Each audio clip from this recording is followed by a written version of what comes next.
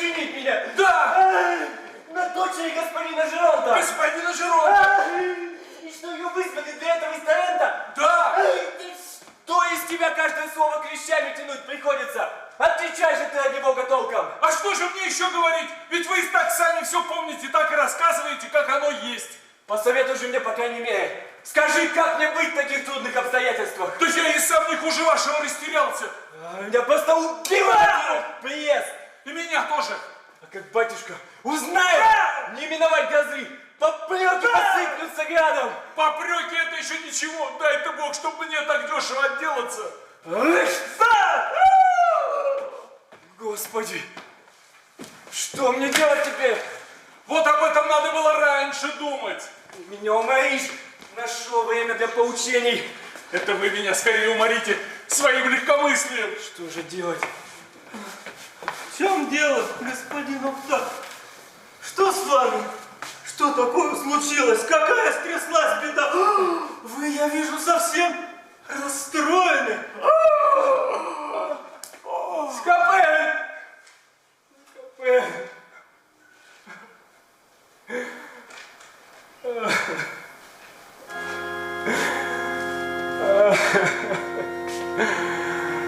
Бедный Скопен! Я пропал! Я в отчаянии! Я самый несчастный человек на свете! Так. Разве ты ничего не знаешь? Нет. Приезжает мой отец с господином Жеронтом, и они хотят женить меня. Ну так что ж тут такого плачевного? Ты не знаешь, что меня тревожит? Не знаю, да ведь это от вас зависит. Скажете, так буду знать. А у меня душа добрая. Отчего же и не помочь молодым людям? Скопен, если бы ты что-нибудь придумал, ухитрился бы как-нибудь выручить меня из этой беды, я бы тебе жизнью был обязан, и даже более того. Сказать по правде, если уж я возьмусь за дело, то для меня невозможно, у батюшки, что не бывает.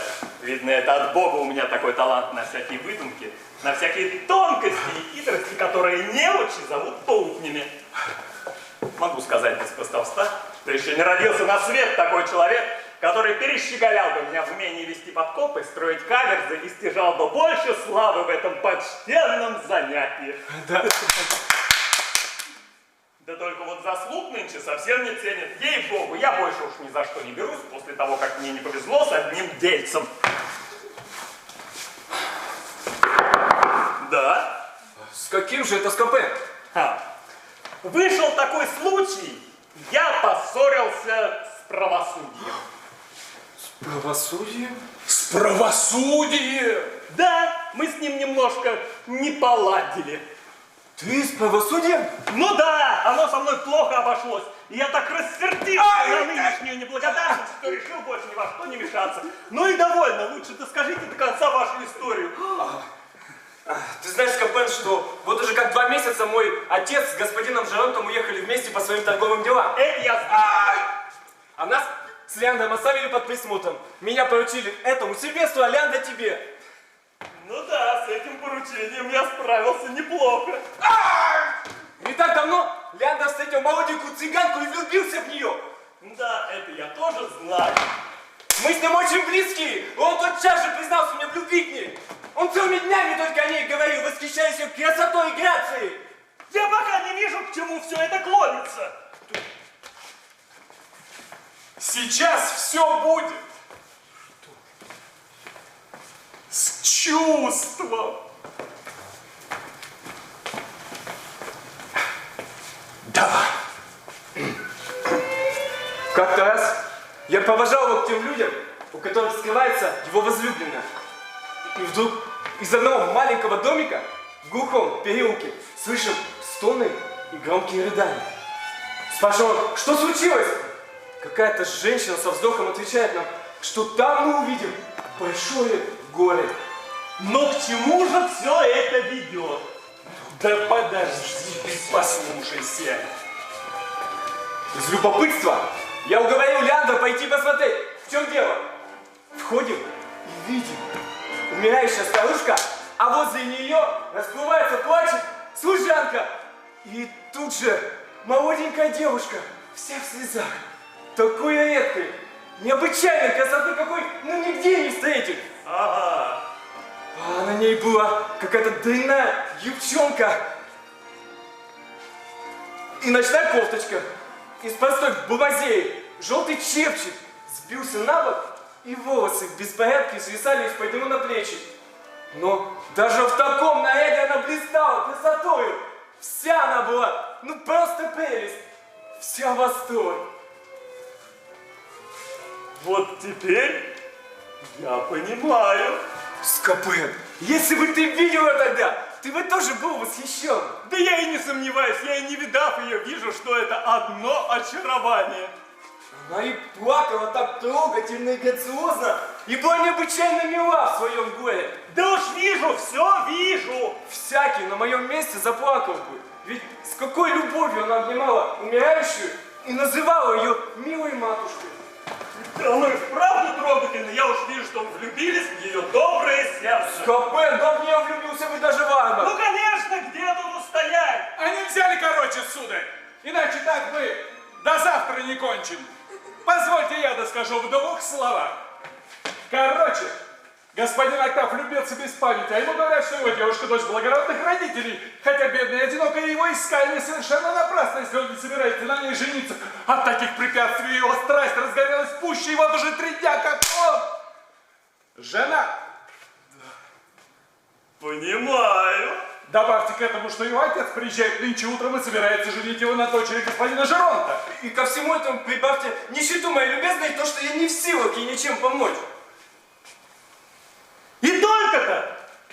Что ж, глупо растеряешься из-за таких пустяков? Ну о чем тут горевать? Ну не стыдно ли тебе, Сильвестр? Не можешь справиться с такой малостью, не можешь пошевелить мозгами, придумать какую-нибудь ловкую штуку, вполне позволительную хитрость для поправки ваших дел. Да если б мне в мое время привелось околпачить наших стариков!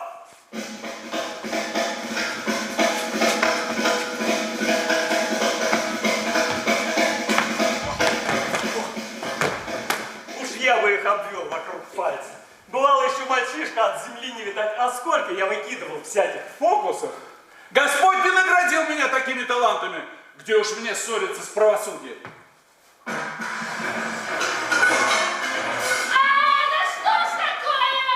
А вот и моя любезная Гиацинта. Ах, Октав! Правда ли сказал Сильвестр Нерине, что отец твой приехал и хочет тебя женить? Да, прекрасная Гиацинта, это весь мне тоже нарисовал, ужасный урод. Ну что я вижу, ты плачешь? Да. Зачем эти слезы? Скажи, ты подозреваешь меня в измене? Неужели ты не уверена в моей любви к тебе? Да, Октав. Я верю, что ты меня любишь, но не знаю, всегда ли ты будешь любить меня? Да как же можно полюбить тебя не на всю жизнь? Говорят, будто вы, мужчины, устроены не так, как женщины, и будто самая сильная страсть у мужчин угасает так же легко, как и возгорается. Значит, мое сердце устроено не как у других.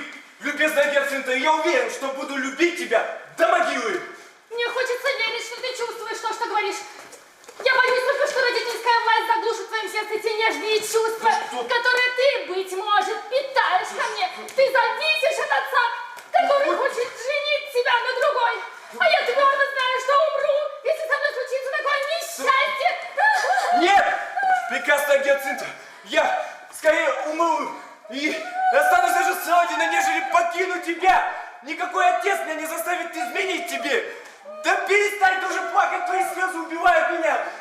Ну же, ну давай. Все.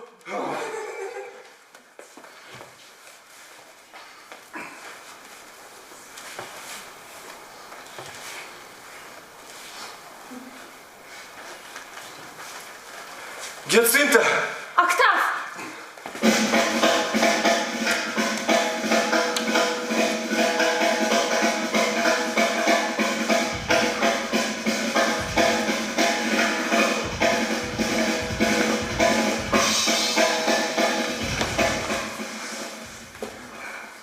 Если ты так хочешь, я постараюсь не плакать и вынесу все, что небо не пошлет мне на долю. Я уверен, небо поможет нам. Я ничего не боюсь, если ты будешь мне верен. Не бойся, я никогда не изменю тебе. Значит, я буду счастлива. Ей-богу, она не так глупа. И с собой не дурна, по-моему, да? А вот и тот, кто мог бы нам помочь, если бы захотел. Я поклялся больше ни во что не мешаться. Но если вы оба хорошенько меня попросите, тогда, может быть, Разве да. стоит только попросить хорошенько, чтобы ты нам помог? Заклинай всеми силами души, возьмись за наше дело. Да. А вы ничего не скажете? И я тоже молю вас всем, что для вас дорого. Помогите нашей любви. Придется уступить. Обстоятельства жалко. Так и быть, уж постараюсь для вас. Будь уверен, что... Помалкивайте. А вы ступайте-ка отсюда. И не беспокойтесь ни о чем. Гиацинта! Октав! Гиацинта! Октав! А вы будьте потверже и приготовьтесь выдержать встречу с вашим батюшкой. Ну, знаешь, я заранее трепещу при мысли об этой встрече и боюсь мне не побороть врожденной моей робости. И все же вам надо выказать твердость хотя бы в первую минуту. А не то батюшка заметит вашу слабость и начнет помогать вами как мальчишкой. Давайте-ка попробуем. Будьте посмелее. Старайтесь отвечать как можно решительнее на все, что он вам будет говорить. Я буду стараться как могу. Так попробуем, надо ж привыкать. Посмотрим, как пойдет у вас эта роль. Извольте начинать. Держитесь. Эй! Смотрите. Увереннее. Вот так. Голову выше. Так, только еще посмелее. Еще посмелее. Хорошо. Вообразите, будто я ваш батюшка. И отвечайте мне потверже, как будто ему самому. Ах ты, визарник! Никогда не достойный сын такого почтенного отца! Ты сейчас являться ко мне на глаза после всех твоих мерзостей! После всего, что ты натворил тут без меня! Так вот они, плоды моих забот! Вот они каковы! Вот как ты меня почитаешь, как уважаешь меня! Хватит! Да что же вы! Хватит! Да стало же у тебя наглости, плут этакий, обручиться без отцовского согласия, да еще обвенчаться тайно. Отвечай же, негодный! Отвечай! Посмотрим, какие такие у тебя оправдания! Да что ж вы молчите, как пень, какого черта? Мне показалось, будто сам батюшка со мной говорит. Ну да, вот потому-то и нечего стоять дурак дураком. Погоди, сейчас соберусь духом и буду отвечать твердо. Точно? Наверное. Ваш батюшка идет! Я пропал! Куда же вы, господин Октав? Постойте! Убежал. Вот оно, малодушие. Заносим! Однако, поспешим навстречу старику. А что я ему скажу? Да, говорить буду я, а ты повторяй за мной.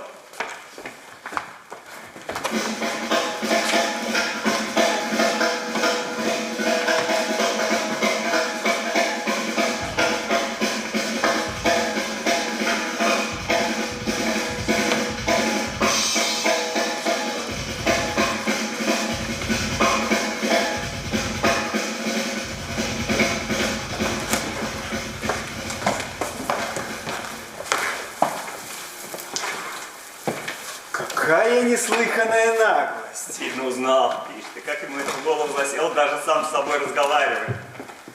Какая дерзость! Ну-ка послушаем. Интересно, что они мне скажут про эту женитьбу?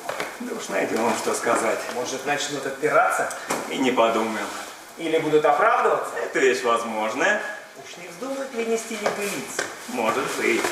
Только вся их болтовня будет мне ни к чему. Там увидим. И меня не провести. Напрасно хвастайтесь. А любезного сынка я сумею прятать понадежнее.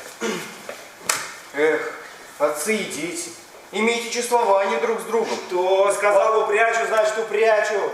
Этого мы не допустим. А на мерзавца Сильвестра не пожалею палок. Само собой, меня не забыл.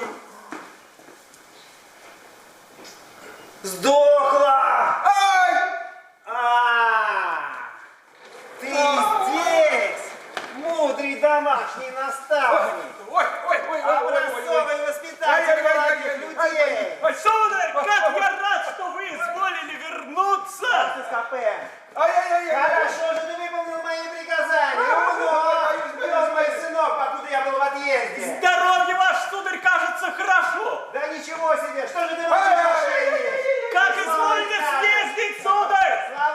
бронит меня, дай пробрать его. Желаете брониться? Да, желаю. А кого же вам угодно А бронить, вот это сударь? мошенник. Да за что же? А ты разве не слыхал, что они тут без меня натворили? Кое-что слышал, так, пустяки. Пустяки? Пустяки. Какая наглость! О, отчасти вы правы, сударь. Какая дерзость! Ваша правда. Женитьба без отцовского согласия! Что и говорить нехорошо. Только, по-моему, надо бы с этим делом покончить без шума. По-твоему так, а по-моему иначе. Я такой шум подниму, небу будет жарко! Ты еще чего доброго скажешь, что мне и брониться не на что? Что вы, сударь? Да я как только узнал, сам рассердился. Сейчас же принял вашу сторону. Сгоряча даже побранил вашего сына. Спросите сами, чего только я ему не говорил. Уж мылил голову, внушал, какое почтение он должен выказывать отцу. Просто, мол, следы его ног ему целовать обязан. Вы сами не лучше бы его пробрали. Да что там теперь-то, я образумился и вижу, что если разобраться, он вовсе не так уж виноват. Что ты мне сказки рассказываешь? Женился, очертя голову. На ком попал, еще не так виноват? Как же быть, сударь? Значит, судьба его заставила. Хороший резон. Так после этого что хочешь сделать? Мошенничай, воруй, убивай. А в оправдании себе говоришь, что судьба тебя заставила? Ах ты, Господи! Уж очень вы мудренно толкуете мои слова. Я одно хочу сказать, что он не по своей воле в это дело впутался. А зачем было путаться? Уж не хотите ли вы, сударь, чтобы он вел себя по-стариковски? Молодежь она и есть молодежь. Где же ей набраться осторожности и рассудительности? Да вот вам пример. Наш Леандр. Сколько я его не учил, сколько не уговаривал. А он взял да и выкинул фокусом почище вашего сынка. Да? Да. Да разве вы сами не были молоды и не проказили в свое время, как все прочие? Говорят, сударь, что вы в свое время были весьма любезный кавалер, волочились за первыми красавицами и промаху никогда не давали. Да? Да. Да, что верно, то верно. Любезничать-то я любезничал. Но как радости не доводил. А что же ему было делать? Он видит молодую девушку. Так к нему благосклонно. А это у него от вас. Все женщины его любят. Она ему нравится. Он ее навещает, ухаживает за ней, нежно вздыхает, ведет себя как влюбленный. Она ему уступает. Он пользуется случаем. Родные застают их вместе и силой заставляют его жениться. Ох, ловок пройдоха. Разве вам хотелось бы, чтобы его убили? Все-таки лучше жениться, чем помереть. Да? Да, а мне никто не говорил, что это так и вышло. Да спросите у него, он вам то же самое скажет. Да? Да. Разве я стану вам лгать? Так ему надо было идти к нотариусу и заявить, что вы женили насильно. Сын ваш на это не согласится. Не согласится? Нет. Мой сын? Да, ваш сын, как по-вашему, легко им будет сознаваться, что он испугался, что его силой заставили жениться, он ни за что не сознается. Это значило бы показать себя в черном свете, показать себя недостойным такого отца, как вы. А мне на это наплевать. Спасая вашу честь и свою собственную, он должен всем говорить, что женился по доброй воле. А по-моему, для спасения моей и его чести он должен говорить как раз наоборот. Да нет, он этого ни за что не скажет. Скажет. Не скажет, уверяю вас. А я лишу его наследства. Вы, сударь? Я? Ладно. То есть как это ладно? Вы его не лишите Я наследства. своего сына не лишу наследства. Нет, не лишите. Вот это мило. Говорят вам, не лишите. А кто же мне помешает? Да вы же сами. Я сам? Ну да, у вас не хватит духу. Хватит! Шутить изволите, сударь. Нисколько я не шучу. Родительская любовь скажется. И никак она не скажет. Да-да, сударь. А я тебе говорю, так и будет. Пустяки, сударь. Никакие не пустяки. Господи, да знаю я вас, ведь сердце у вас доброе, сударь. И нисколько оно не доброе. Захочу, так и разозлюсь. Ну, довольно. Не серди меня. Не серди. Иди разыщи моего негодяя сына, а я пойду к господину Жиронту. Расскажу ему, какое у меня несчастье. Сударь, ежели вам что потребуется, так только прикажите. Благодарю, Скопен. И надо же, что у меня единственный сын. Была бы жива моя дочь, я бы ее сделал наследницей. Ну, Скопен, ты и ловкач. теперь уж дело пойдет на лад. Только денег у нас нет, жить нечем. А кредиторы за нами так и гоняются. Не беспокойся, и тут все налажено. Теперь только бы найти верного человека, чтобы он нам разыграл, что требуется. Вот над чем я ломаю голову. Погоди-ка!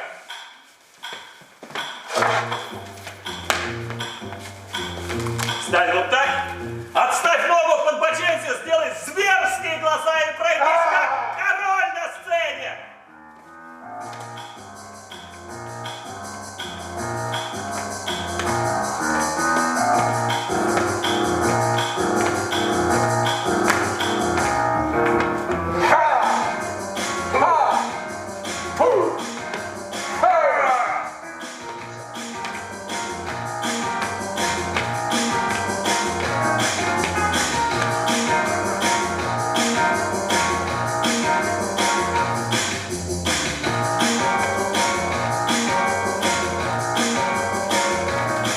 Вот и ладно, пойдем, если у меня такой секрет перемешь, никто тебя не узнает ни в лицо, ни по голосу. Я тебя только прошу, чтобы мне не поссориться с правосудием, честью тебя прошу. Ну-ну, страх и риск мы разделим по-братски. А какие-нибудь 3 года каторги благородного человека не остановят!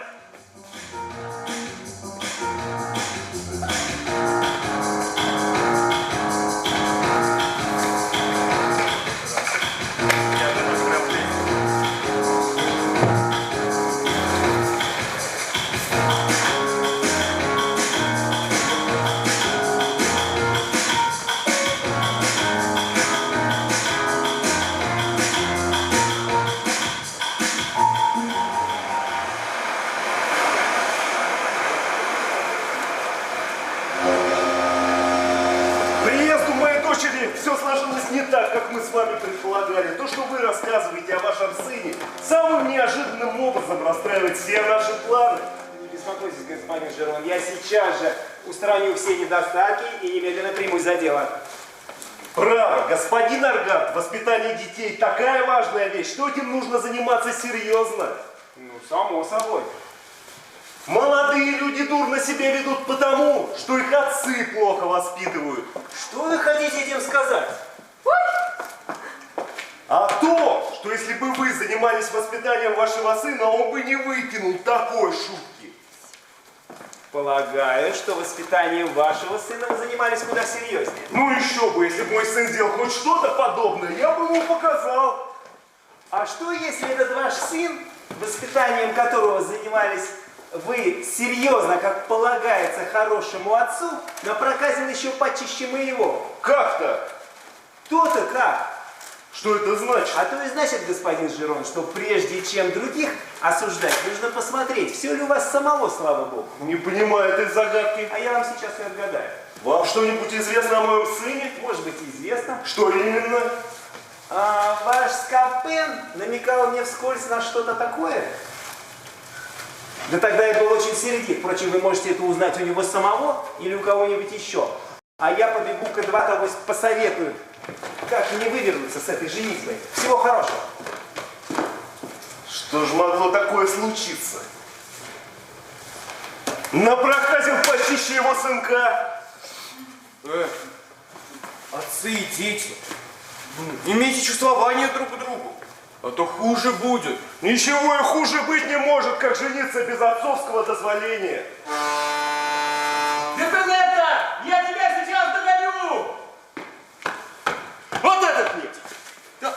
А вот и ты, сынок. Батюшка, как что вы вернулись? Ну-ка, нам надо сначала поговорить. Дайте же обнять вас. Встань так, чтобы я видел тебя в лицо. Вы даже не позволяете обнять вас на радость. Надо поговорить сначала. А что такое? Встань так, чтобы я видел тебя в лицо. Зачем? Посмотри мне прямо в глаза.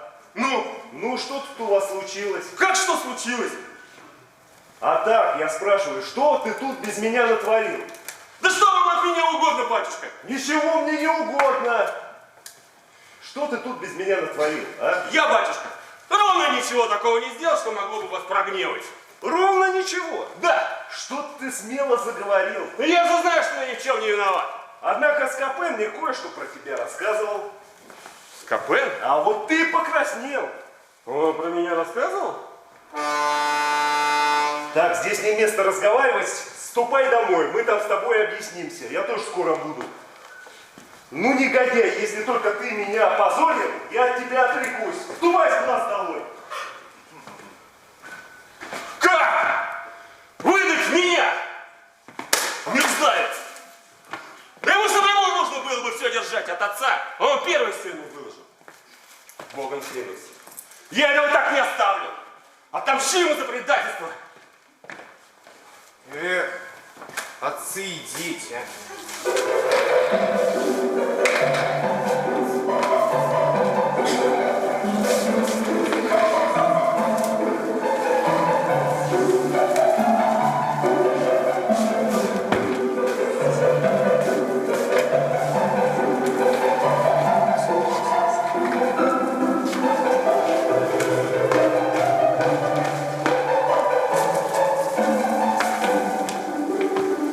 Любезный Скалпен, я так обязан тебе за твои хлопоты. Какой ты молодец. Я так рад, что небо послало тебя на помощь. А вот ты где! Очень-очень рад, что ты мне попался. Негодяй ты этакий. К вашим услугам, сударь, слишком много чести. Со мной шутки плохи. Уж я тебя проучу! Сударь! Оставь Лянга! Это так не решение! Ради Бога! Ах, сударь! Ради нашей дружбы! Дай мне отвести душу! Да Я будет! вам сделал, сударь! Что ты мне сделал, предатель? Будет тебе! Не так. Я хочу, чтобы он сам во всем сознался. Да, мошенник? Я знаю, какую шутку ты со мной сыграл. Мне передали. Ты верно думал, что мне никто ничего не скажет. Сознайся мне! Иначе я тебя ударю! Ах, сударь, да неужто у вас нога поднимется? Ну говори! Что же я вам сделал, сударь? Ах ты мошенник! Твоя же совесть тебе должна сказать, в чем ты виноват. Право, сударь, не знаю. Не хочешь говорить? Леандр! Ну что ж, сударь, если уж вам так хочется, извольте, сознаюсь.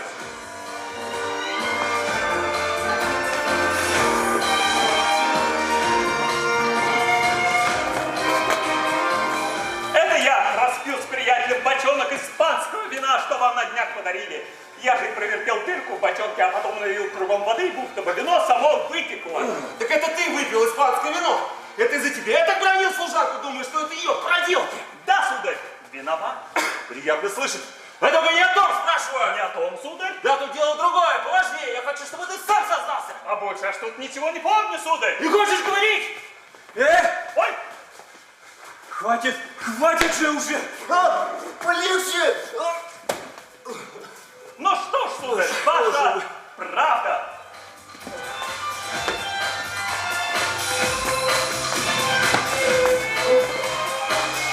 Недели 3 назад вечером вы послали меня отнести часики вашей цыганки. А я пришел весь в грязи, с расквашенной рожей, и соврал вам, будто меня избили воры и отняли часы. А часики-то, сударь, остались у меня. Так это ты стянул мои часы. Да, сударь, надо же мне знать, который час. Однако хороший ты, голубчик. Вот уж верный слуга. Однако не про то спрашиваю. Опять не про то? Да, подлец, мне нужно, чтобы ты в другом сознался. Черт возьми! Говори же, мне некогда. Да это, сударь, и все! Все! Да прекратите уже! Ну, так и быть!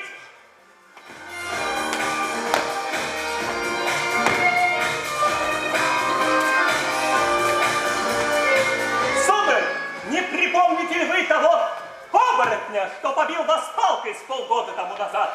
Дело было ночью, еще вы тогда упали в погреб, убегая от него, и чуть себе шею не сломали. И что с того? Ведь это я, сударь, прикинулся оборотнем. А, так это ты, мошенник, разыграл оборотня. Да, сударь, так только, чтобы вас попугать. А то была у вас такая привычка гонять нас ночью по всяким делам. Ну хорошо. В другое время я тебе все это припомню. Сейчас мне нужно от тебя добиться, что ты рассказал моему отцу! Вашему батюшке? Да моему батюшке, мошенник! Я его после приезда и в глаза не видал! Ты его не видал? Нет, сударь! Да так ли? Так, сударь! Он и сам не откажется это повторить. Однако я от него и слышал. Сударь, позволите, сударь! Ваш батюшка сказал вам неправду! Сударь, Что случилось? я пришел к вам с дурной вестью. Эти ваши цыгане увозят с собой Зербинетту. Она слезами так и заливается.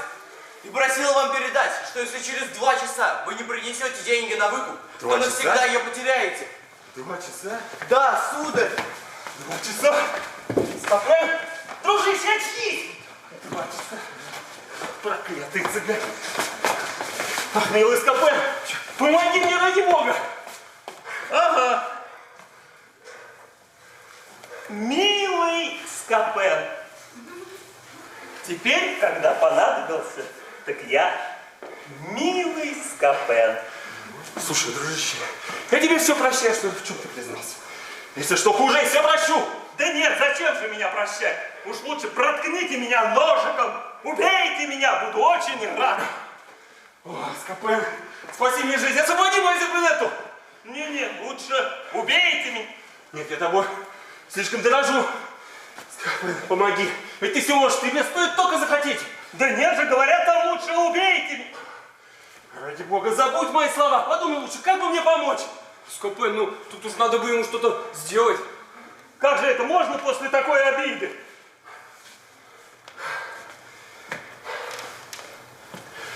Ой, Скопен, ради бога, забудь, что я тебе наговорил сгоряча. Помоги мне, пожалуйста. Пусти в ход всю свою ловкость. Я прошу о том же.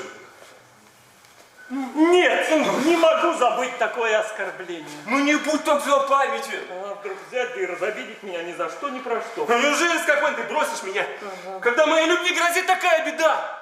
Обругать меня мошенником, плутом, висельником, подлецом. Сознаюсь, был неправ. Да еще чуть ножиком меня не зарезали.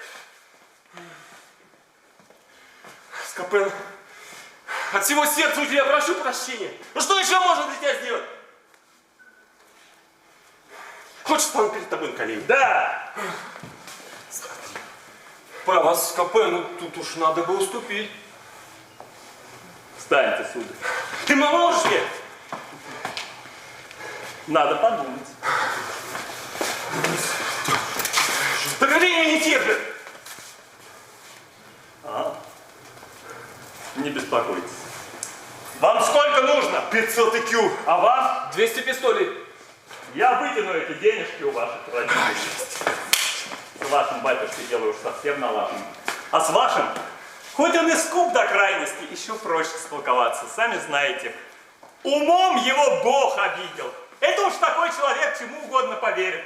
Вам, сударь, тут никакой обиды нет. Вы на него ни капельки не похожи. Кого угодно спросите, всякий скажет, что он вам отец, только по имени. Ну, довольно, Скопен. Ладно, ладно. Нашли чего стесняться. Да будет вам. Смотрите. Идет батюшка господина Октава. Начнем с него, благо он явился первым. Уходите-ка отсюда оба. А вы скажите вашему Сильвестру, чтоб шел поскорее играть в комедию.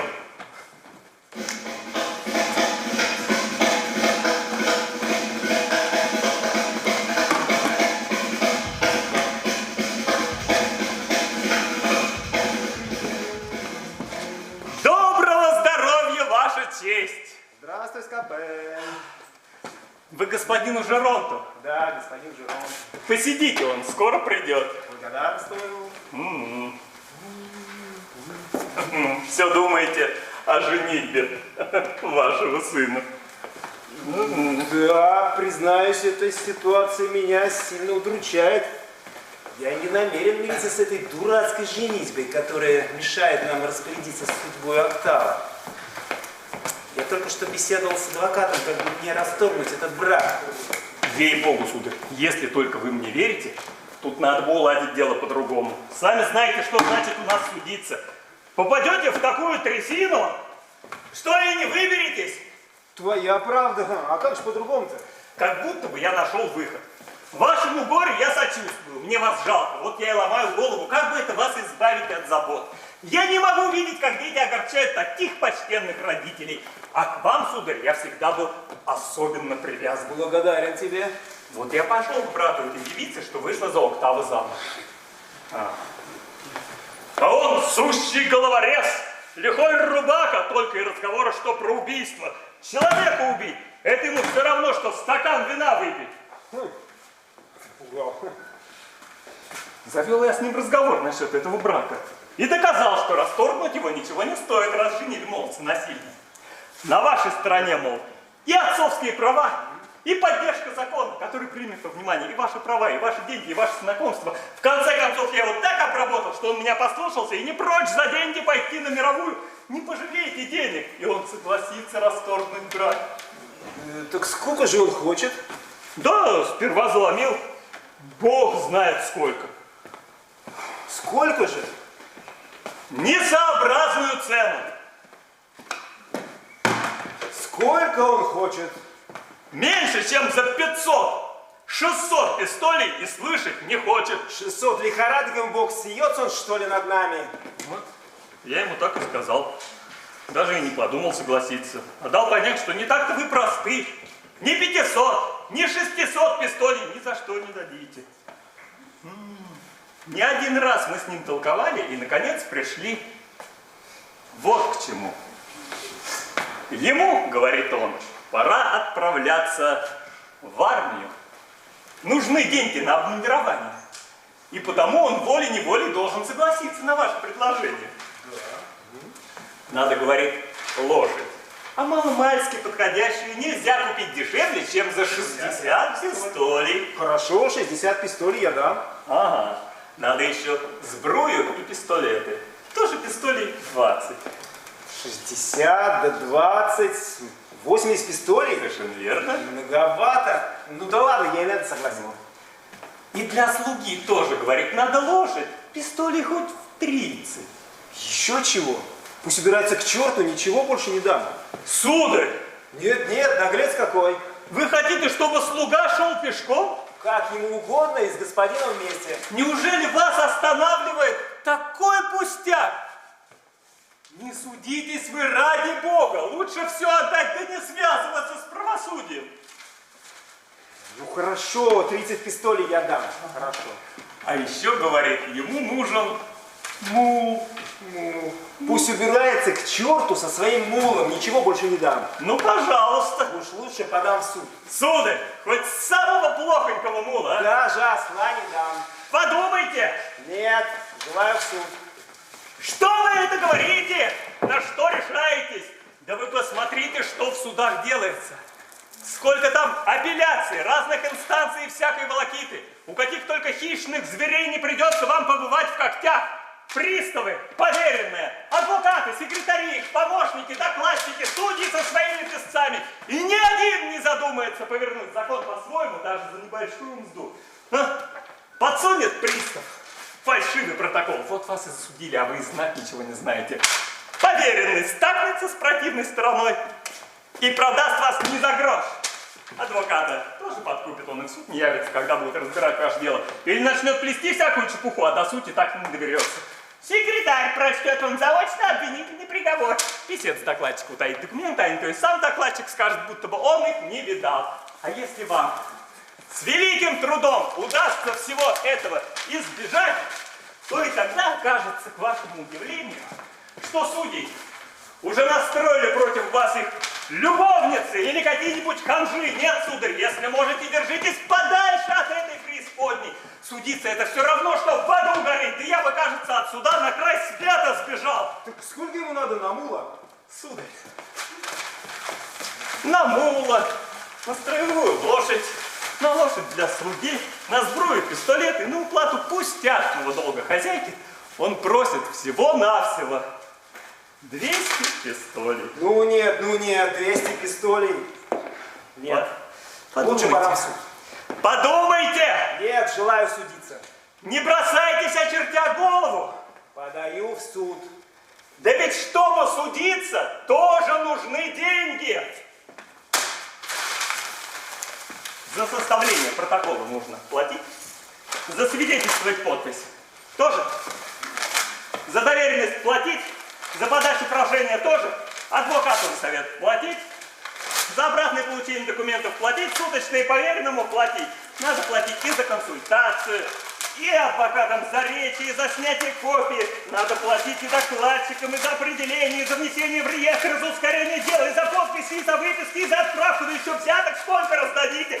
Отдайте вы ему эти деньги и дело с концом. Как, 200 пистолей? Да, это куда выгоднее. Я в уме уже почитал. все судебные издержки, и выходит, что если вы этому молодчику заплатите 200 пистолей, то сбережете самое меньшее 150, да еще избавитесь от уймы хлопот, мучений и неприятностей. Я бы не пожалел и 300 пистолей, лишь бы не судиться и не слышать всех глупостей, какие говорят республики, эти шуты гороховые адвокаты.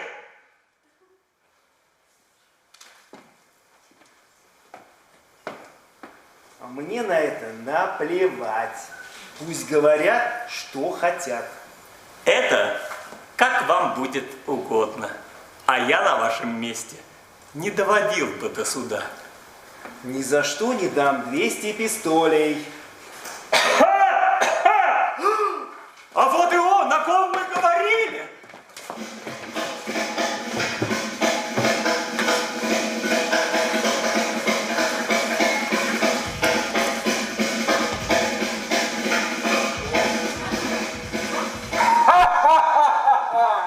Эй, Скопен, покажи-ка мне этого арганта, отца Октава. Зачем вам? Я слышал, он хочет подать на меня в суд. Хочет расстроить брак моей сестры. Не знаю, есть ли у него такое намерение, а вот 200 пистолей он вам платить не соглашается. Говорит, немного ли будет, да? Да! Тихо! Чума ему в глотку, 100 чертей и одна ведьма. Попадись он мне только, убью на месте. Пусть потом хоть колесуют. Отец Октава, человек храбрый, может он вас и не побоится. Как так не побоится? Подать его сюда, сию минуту, проткну его палкой. Ха-ха-ха!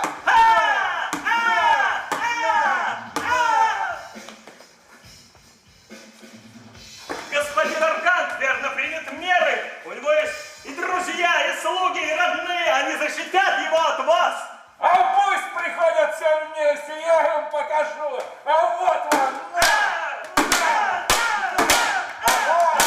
отступайте!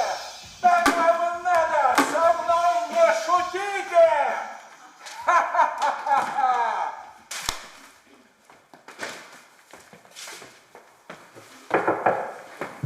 Вот слышали, сколько народу уложил из-за 200 пистолей. Ну, давай вам Бог удачи. Скопен, Что угодно, сударь. я решил дать 200 пистолей. Очень рад за вас, сударь. Пойдем, деньги со мной. Да вы лучше отдайте их мне, я сам снесу. Ну, так-то на так, только я бы хотел сам видеть, как я отдаю свои денежки. Значит, вы мне не доверяете. Не то, что не доверяю, но все же. Есть оба, сударь. Либо я обман, либо честный человек, одно из двух. С какой стати мне вас обмануть? Разве я хлопочу для кого другого, а не для вас и для моего господина, с которым вы хотите породниться? Коли вы мне не верите, я и вмешиваться ни во что не стану, поищите себе другого, пусть он и решает ваши проблемы. Да возьми же, говорю тебе. Нет, сударь, не доверяете мне ваши деньги. Мне же лучше, если вы найдете кого другого. Возьми. Нет, Долго мне сударь, с тобой прибираться. не верите и не надо. Кто знает, может, я вас обокрасть хочу. Возьми же, говорю. Не возьму, Возьми. не возьму, Возьми. не возьму. Господи, возьми же. Нет, И будь с ними поосторожнее. это уж мое дело. Он Я мне на подожду. дурака напал. А я подожду тебя дома. Приду непременно. С одним покончено. Теперь только другого найти. Да вот и он. Как будто само небо посылает их ко мне в сети.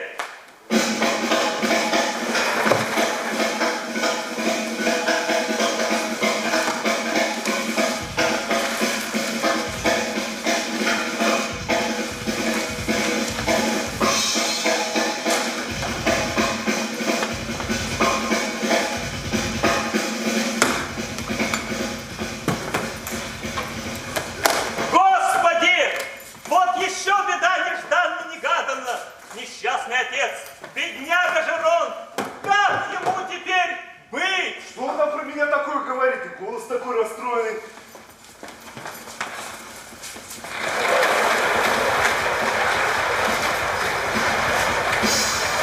Неужели никто мне так и не скажет, где господин Жерон? Что такое, Скопен?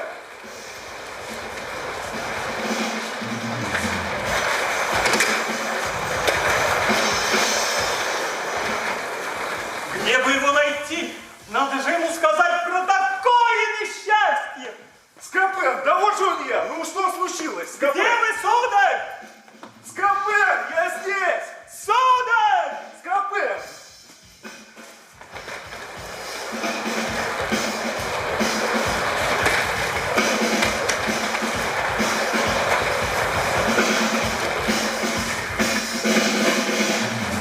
Прячется он, что ли? И никак не угадаешь, где?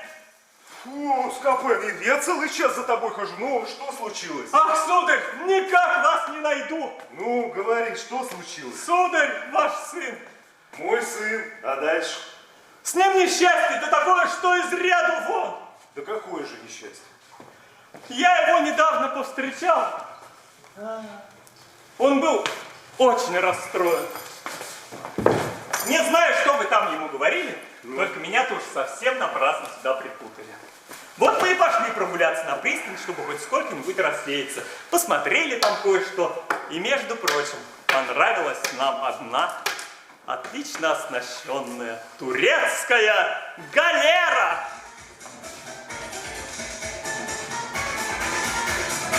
Вдруг молодой турок приятной наружности приглашает нас на эту галеру, подает нам руку.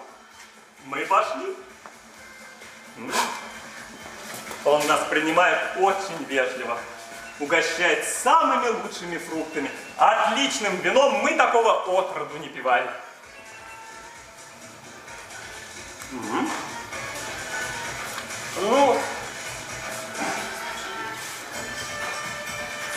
Ну и что тут такого прискорбного, а? Погодите, сударь, сейчас скажу.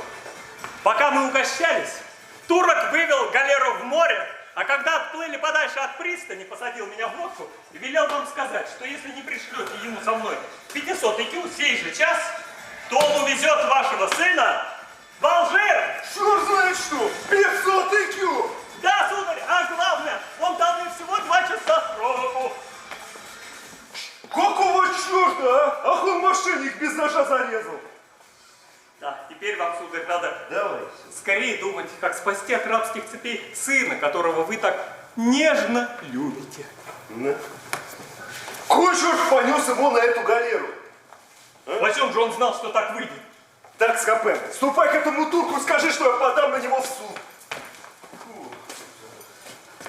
Помилуйте, ну какой же суд в открытом море? Кой черт понес его на эту галеру? Бывает, что и злой рок доводит человека до беды. Да, Скопен, теперь докажи, что ты верный слуга. Как так, сударь? Ступай к этому турку и скажи, чтобы он отпустил моего сына. А ты останешься у него в заложниках, пока не соберу денег. Иди давай. Сударь, подумайте, что вы такое говорите. Неужели турок, по-вашему, до того глуп, что примет такого бедняка, как я, вместо сына такого почтенного господина, как вы?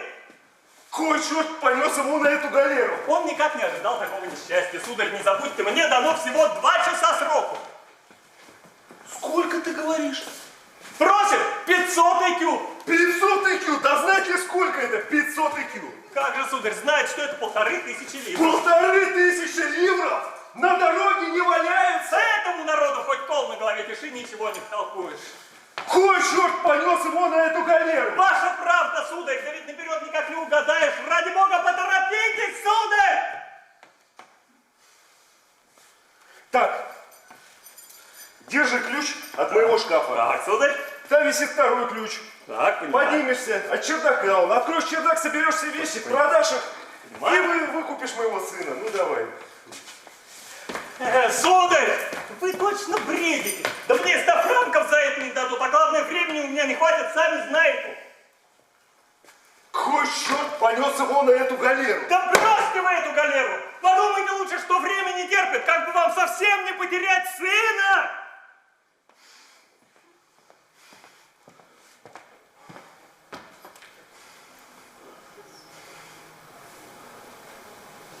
Ах, бедный мой господин,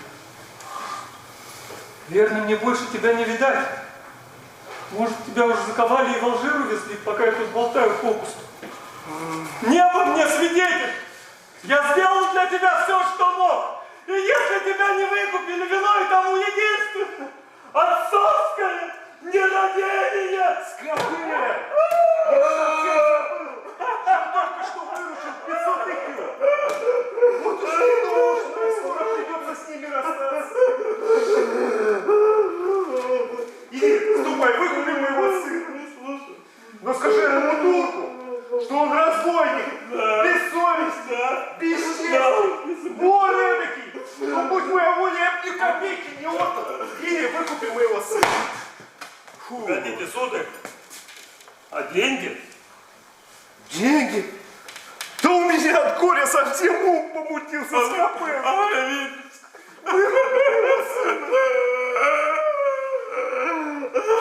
Хоть черт понес на эту галеру, проклятый турок, горел синим пламенем. Ты как его жалко с деньгами расставаться. Только это ж не все. Он мне еще поплатится за то, что насплетничал на меня сын.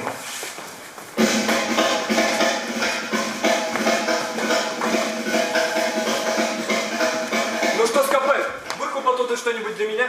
А мои как дела? Оправданы мои сердечные обстоятельства? Вот вам 200 пистолей. Достал у вашего батюшки. Как ты обрадовал меня. А для вас, сударь, я ничего не мог сделать. Мне остается только умереть. К чему мне жизнь, когда у меня отняли Зербинетту? Постойте, постойте, не так скоро. Куда вы спешите? Что я, по-твоему, должен делать? Сударь, вот они. Ты воскресил меня! Да, только с условием, что вы мне позволите как-нибудь отомстить вашему батюшке за его выходку со мной. Да делай, что хочешь! Вы это обещаете при суде? Да, обещаю! Возьмите вот ваши 500 икр. Скорее идем выкупать мою возлюбленную Зербинетту!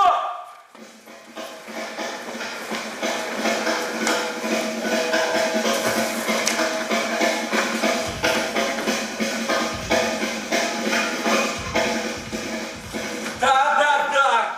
Молодые люди так и решили, чтобы вы были вместе, а мы только выполняем их распоряжение. Что может быть приятнее такого приказания? Я могу только радоваться такой подруге. А от вас одной зависит, чтобы нас с вами связала столь же тесная дружба, как наших Октава и Леандра. Я на это согласна. Я всегда готова откликнуться на зов дружбы. На зов любви. Любовь — совсем другое дело. Там слишком много опасностей. А я не такая уж смелая. Мне думается, вы решительно несправедливы к моему господину. Он столько для вас сделал, а у вас не хватит решимости ответить на его чувства. Я не верю в его чувства. Я все еще не могу на него положиться.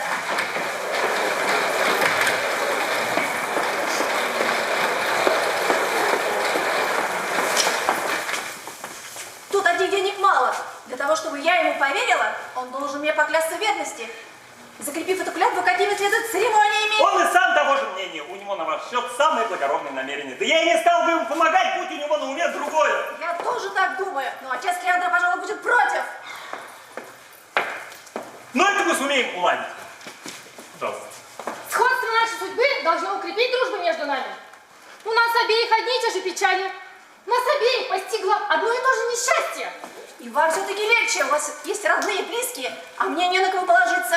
И все-таки вам легче, потому что вашего Леандра не собирается женить на другой. Подумаешь, ну другой. Гнев отца. Вот что для меня самое страшное. Ах, зачем самая чистая любовь всегда встречает преграды? Как хорошо любить, когда двум сердцам ничто не препятствует соединиться нежнейшими узами. А что вы, сударыня?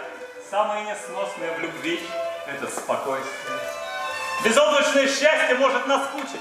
В жизни никак нельзя обойтись без приливов и отливов. С препятствиями и любовь разгорается сильнее. И наслаждение ценится больше.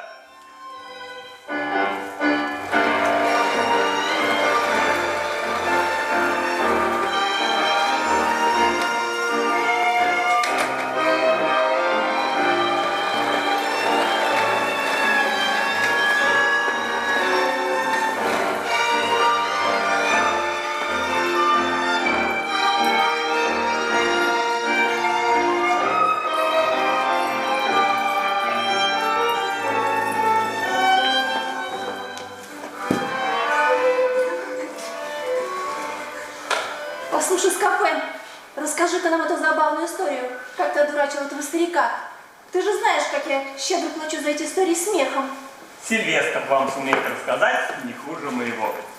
Сильвестр вам все расскажет. А почему я? А у меня сейчас на уме совсем не то. Хочу кое-кому отомстить, мечтаю доставить себе это удовольствие. Ну зачем тебе лезть на рожок просто так? Люблю всякие опасные затеи.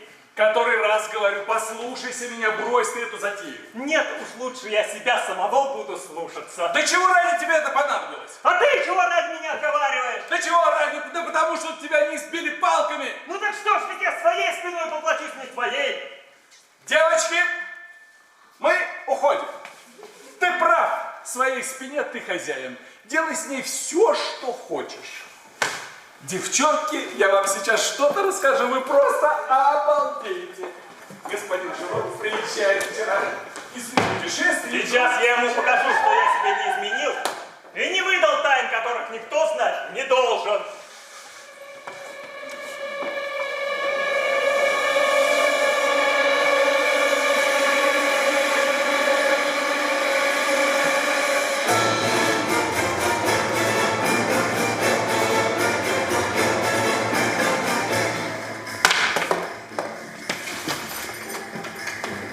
О, Скопен! Ну, как идут дела моего сынишки? Сын ваш теперь в безопасности. А вот вам, сударь, грозит такая беда, что я, кажется, все бы отдал, лишь бы вы сидели у себя дома. Какая? Вот сейчас, пока я с вами разговариваю, вас везде ищут, хотят вас убить. Убить? Меня? Да, вас. Может быть, ты? Или ты? Брат той девицы, на которой женился Октав. Он думает, вы для того и хотите их развести, чтобы Октав женился на вашей дочке вместо его сестры. Вот он и решил выместить на вас свою обиду. Убьет вас и тем восстановит свою честь. Что ж Его приятели, все люди военные, везде вас разыскивают, спрашивают про вас. Так что теперь куда ни поверни, везде на них наткнетесь. Что же мне делать, любезный Скопен? Право не знаю, сударь, уж очень трудное дело. Меня так в дрожь и бросило. Погодите-ка, стой! Вот, давай. Сударь, полезайте-ка вот сюда. Я? Вот сюда. Полезай. Я говорю, держите. Вот так.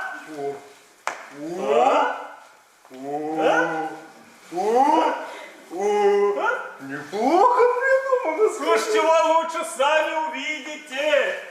Ты мне поплатишься за свою клевету. Что ты про меня такое говоришь? Я говорю, как мы славно проведем ваших врагов. Главное, не шевелитесь, что бы ни случилось. Я сам знаю, что мне делать. Спрячьтесь! Вон уж идет один молодчик. Эй ты, вот тебе золотой, покажи мне, где этот жирёнт. Зачем он вам, сударь? Хочу угостить этого болвана, этого мерзавца, эту мразь палками. Таких людей, как господин Жеронт, не бьют палками. С ними нельзя так обращаться, и будьте любезны, так о нем не отзываться. Что? Да как ты смеешь так со мной разговаривать? Должен же я заступиться за почтенного человека, раз его оскорбляют. А ты разве друг этому Жеронту? Да, сударь, я ему друг. А, друг, черт возьми, тем лучше. На, получи за него.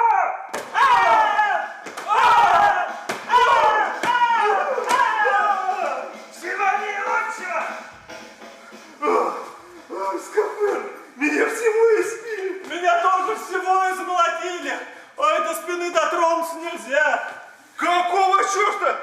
Он же по моей спине колотил. Нет, сударь, все больше мне попадало. Так это надо у вас было- только концом палки задевал.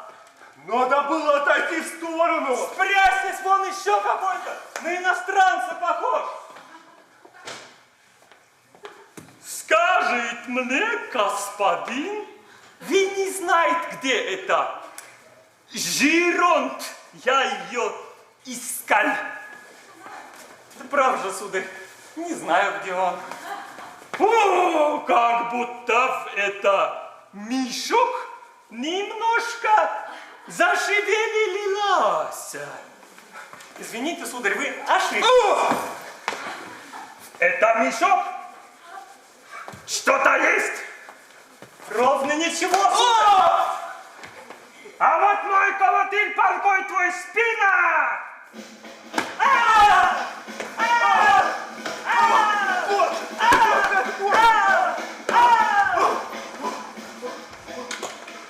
Что такое?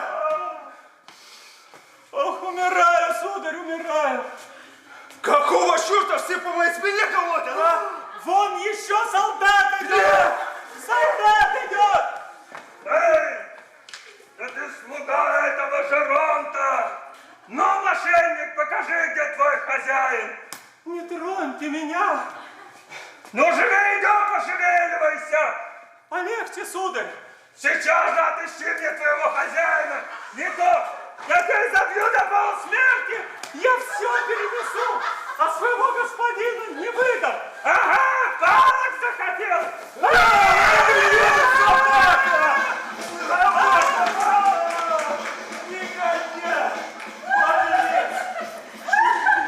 Не могу, надо отдышаться. Вот забавная история, ну надо же, как славно обдурачили этого старика. Ничего тут нет забавного. И вовсе не на чем так смеяться. Что вы говорите, сударь? Я говорю, напрасно вы надо мной смеетесь. Над вами? Ну да, помоги мне встать. Никто не думал над вами смеяться. Ну помоги же, а? Что ты там бормочешь? Вы тут совершенно ни при чем. И чё ж ты мне хохочешь прям в лицо тогда? Дело в том, что мне сейчас рассказали такую забавную историю о том, как сын облапошил своего отца и выманил у него его же деньги. Деньги? У вас кровь? Кровь? Хоть вы меня и не просите, я бы с радостью вам рассказала эту историю. Ну сделай милость, расскажи. Волею судьбы я оказалась у цыган. И вот в меня влюбился молодой человек. И захотел на мне жениться. Тогда он пошел к цыганам. Те согласились за выкуп отдать меня ему. Но у моего молодого человека не оказалось денег, хотя у него очень богатый отец. Но такой жмот, каких свет не видывал. Как же его зовут? Жерон, его зовут Жерон. Что такое? Простите. Простите. А сегодня цыгане съезжают из города. И нам с моим молодым человеком пришлось бы расстаться, если бы не ловкость его слуги. Как зовут слугу, я отлично помню. Его зовут Скопель. Ах, он мошенник. Вот на какую хитрость ему пришлось пуститься, чтобы обмануть старого дурака. Он ему рассказал, что будто бы они с его сыном пошли гулять по пристани и увидели там Турецкую галеру. И будто бы пригласили на нее, стали угощать. Пока они угощались, галера ушла в море. И турок отправил Скопена в лодке на берег передать старику, что увезет его сына на Алжир. Если тот не передаст ему тотчас 500 репью. Но вам, я смотрю, что вовсе не смешна эта история. Не смешно. Не смешно. Не смешна эта история. Передайте этому молодому человеку, что он подлец, что отец его примерно накажет за это. А этой цыганке скажите, что она дрянная наглая бабенка.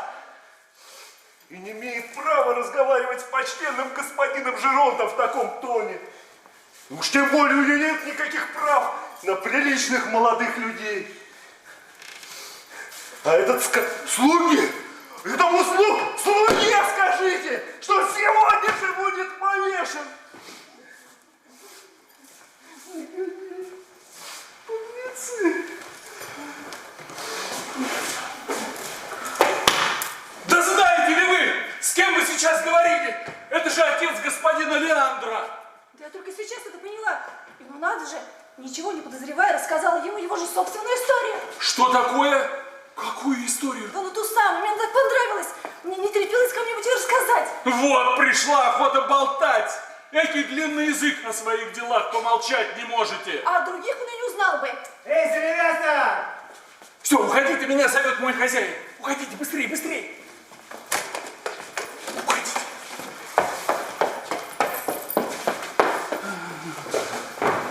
Так вы сговорились, мошенники! Ты, Скопен и мой сын сговорились обмануть меня! Ей-богу, сударь, И вы если Скопен нас обманывает, то я здесь совершенно ни при чем.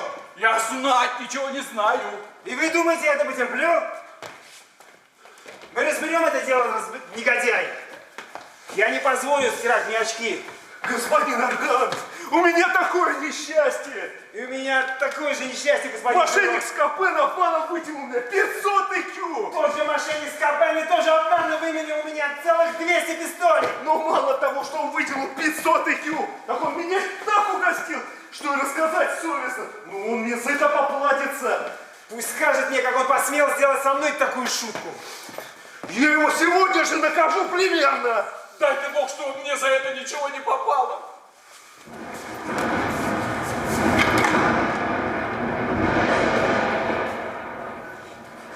А я вас предупреждал. Эх, отцы, обратите сердца ваши к детям вашим.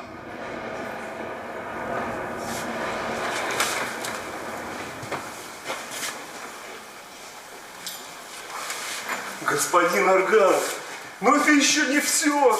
Одна беда пришла, жди и другую. Сегодня я питал надежду увидеть дочь. Единственное мое утешение. Как вдруг узнаю от своего доверенного, что она уже давно выехала из Торрента. Думаю, что корабль потонул, и она погибла. Так зачем же вы оставили свою дочь в Торрента? Для чего лишили себя радости видеть ее перед собой? На то были личные причины. Вам ли это не знать? Семейные обстоятельства заставили меня скрывать мой второй брак.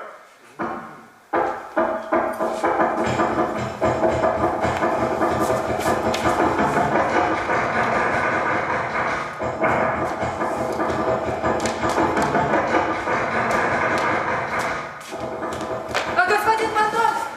Это ты, Ирина? Не зови меня этим именем больше. То было давно в Торренте. Зови меня господином Жеротом. Ох, сударь, столько волнений, хлопот с этой переменой имени, пока я вас искала здесь. Ну, где же моя дочка?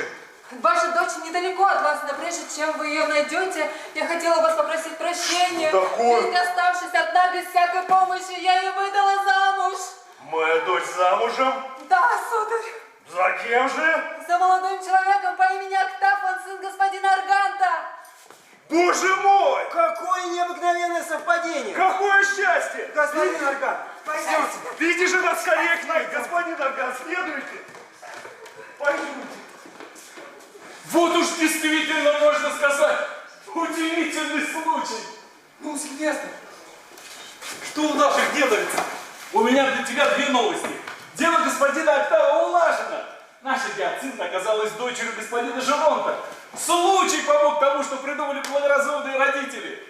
А во-вторых, старики злятся за тебя и хотят с тобой разделаться. Особенно господин Жерон. Это пустяки, угрозы мне не повредят, а вот случай пронесет мимо. Смотри, чтобы сыновья не договорились с отцами, попадешь тогда в просак. Не беспокойся, уж я сумею их умилостивить. Тише! Они идут, беги скорее!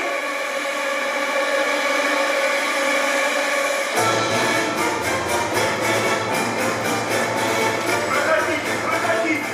Взгляните на мою дочурку, которую я только что обрел. Ну, дочь моя. Я был бы совершенно счастлив, если бы твоя матушка была здесь с нами. А вот как раз Октав. Смотри, сын мой, как счастливо все обернулось с твоей женитьбой. Сам Бог. Нет, батюшка, на ком бы вы ни предложили мне жениться, все это будет напрасно. К чему перед вами скрываться? Ведь вам уже известно, что я женат. Ну ты не знаешь. Я знаю все, что мне нужно знать. Ведь дочь господина Жеронта. Да какое мне дело до дочери господина Жеронта? Ведь это она. Нет, сударь, прошу меня простить, но я не изменю свое решение. Да послушай! Да замолчи ты! Ничего не хочу слушать! Твоя жена. Нет, батюшка, я скорее умру, нежели покину мою любезную Гиацинту. А вот та, которой я поклялся в верности, я полюбил ее на всю жизнь, и другой жены мне не нужно. Так ведь тебе ее и отдают, вот неразумный заладил свое и не с места. Как благословение. Да, Октав, вот мой батюшка, я нашла его, и теперь всем нашим несчастьям конец. Батюшка, прошу вас, как милости, не разлучайте меня с моей милой подругой. Да, мой воробушек. У нее столько достоинств, что вы верно полюбите ее, когда узнаете ближе. Ты хочешь, чтобы я в себе взял в дом возлюбленную твоего брата, которая наговорила мне столько дерзостей? Простите меня, сударь, я бы не стала так говорить, если бы знала, что это вы. Ведь мы с вами были знакомы только понаслышке. Как это только понаслышке? Батюшка, я ручаюсь за ее добродетель. В чувствах брата к ней нет ничего плохого. Ну, мило. Что ж прикажете? Женить мне моего сына, мою опору и надежду, мое все на этой девчонке? Батюшка, не гневайтесь, что я полюбил девушку бедную и незнатного рода.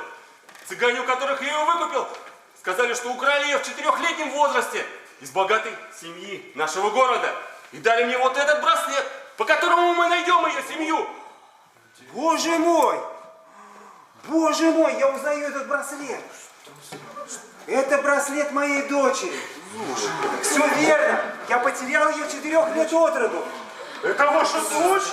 Да, это она. Сходство во всех чертах убеждает меня в этом. Ах, какое невероятное течение обстоятельств! Вот это необычно! Получилось, а? Здорово, смотрите-ка, выходит. Ну что случилось? Что случилось? Господа, произошел несчастный случай. Бедняга Скопен проходил мимо постройки, ему на голову свалился молоток и пробил дверь. Скопен, дружище, Это ужасно. Негодяй, я же его сегодня собирался повесить. Подлец, вывернулся. Что же делать?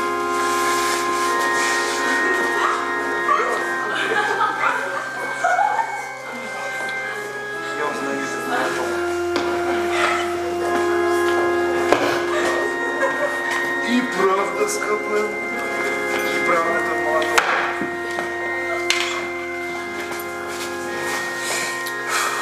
Ах, господа, прежде чем испустить последний вздох, заклинаю вас, простите меня за все, что я вам сделал, особенно вы, господин Аргант, и вы, господин Жеронт. Я со своей стороны тебя прощаю, Скопен. Можешь умереть спокойно. Вас, господин Жеронт, я еще больше обидел. Эти палочные удары. Не стоит говорить об этом, я тебя тоже прощаю. Сударь, а мне много легче стало после вашего слова. Простить-то я тебя простил, но только с одним условием, чтобы ты умер. Господин Жеронт, так простите вы уж на радостях совсем. Конечно, простите его. Ай, ладно, прощаю. Ура! Давайте, господа, отужинаем вместе и повеселимся как следует. Да!